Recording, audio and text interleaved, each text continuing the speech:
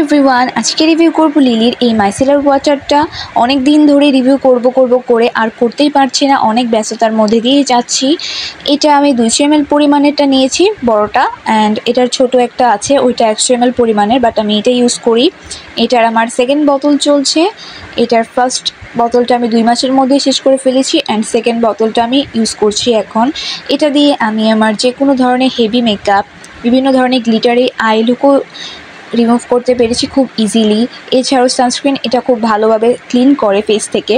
ফেসে এটা ইউজ করার পর আমার যেহেতু ক্লিনজিং অয়েল ইউজ করার কারণে ক্লোজ কমেডন্স দেখা দিচ্ছিল, সেটাও একদম অফ হয়ে গিয়েছিল এই মাইসেলার ওয়াটারটা যখন থেকে আমি স্টার্ট করি। এই মাইসেলার ওয়াটারটা ইউজ করার পরে আমার স্কিনে কোনো ধরনের ইচিনেস, জ্বালাপোড়া লক্ষ্য করিনি। এটা ইউজ করার পরে আমার চোখে কিন্তু কোনো ধরনের জ্বালাপোড়া আমি লক্ষ্য করিনি। আমার চোখ থেকে ভালো করে মেকআপ রিমুভ করেছে।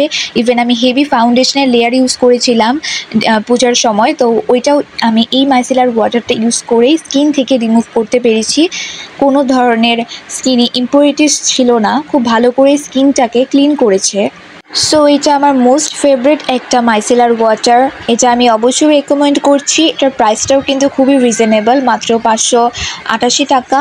আর এটা কিন্তু বাংলাদেশি একটা ব্র্যান্ড, সো এটাকে আমাদের উচিত সাপোর্ট করা। আর এটা অবশ্যই ট্রাই করে দেখবেন, আপনাদের কেমন লাগে, আপনাদের এক্সপিরিয়েন্স কিন্তু আমাকে জানাতে ভুলবেন না।